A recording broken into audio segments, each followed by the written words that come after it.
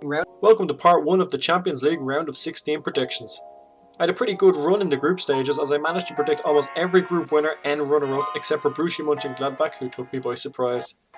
Lazio I thought was a great show, as well as RB Leipzig.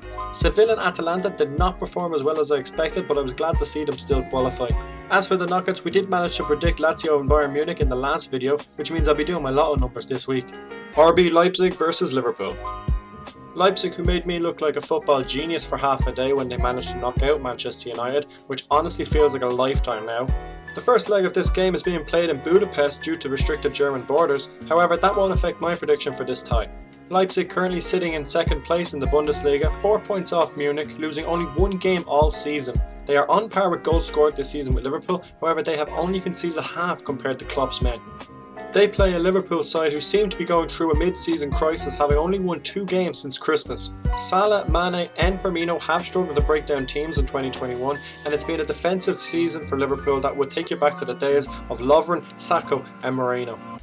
If they could get Henderson back in the centre of midfield, they could see a change in their form, but that will mean Klopp will have to rely on next generation of centre-backs to hold the line in front of an Alisson who is starting to look like a Karius in disguise. There really couldn't be a better time to play Liverpool for Leipzig right now, as I think they will get a result at home and perhaps even keep Liverpool at bay in Anfield. Leipzig 2-1 at home and a battle in Merseyside, with Liverpool putting everything they have to fight for the only trophy this season, only to come up short 2-2 in Anfield. Leipzig to win the tie 4-3 on aggregate.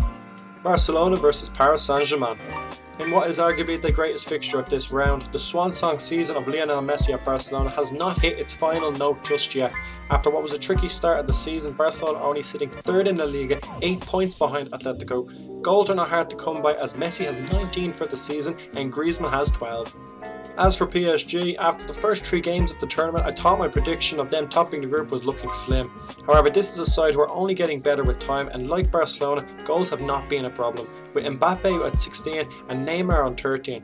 However, speaking of Neymar, he is currently injured and will miss at least the first game of this round, which is a surprise to everyone, seeing as his sister's birthday is until March. It would be a real treat if we got to see Messi versus Ronaldo in the groups and Messi and Neymar in the knockouts in his final year at Barcelona.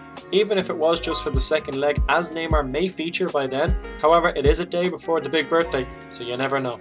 This will be a fantastic game to watch, and I think both games will have plenty of goals too. Barcelona to win at home 3-1, followed by something ridiculous in Paris like 3-3, and the return of the greatest gift of all time. Barcelona to win the tie 6-4 on aggregate. Sevilla versus Borussia Dortmund.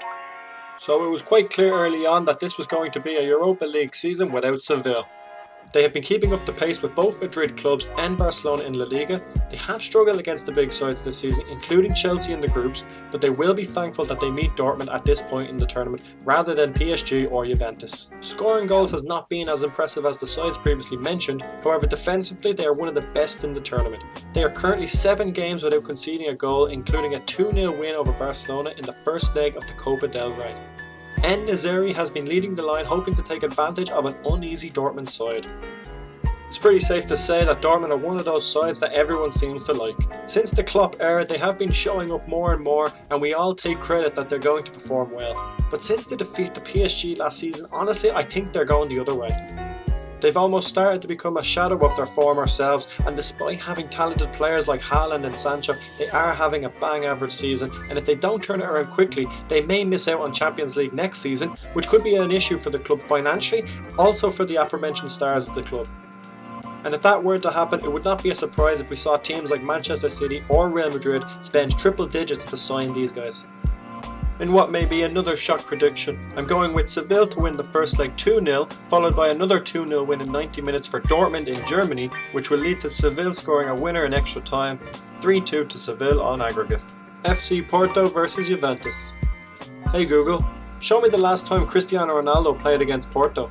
Now Ronaldo. Long way out. What a goal! Is there any more I really need to say? Serie A is not priority for Juventus these days, as they have won the last 9 titles in a row. However, they've been runner-up 5 times since they last won the Champions League in 1996, most recently ruined by one man in particular.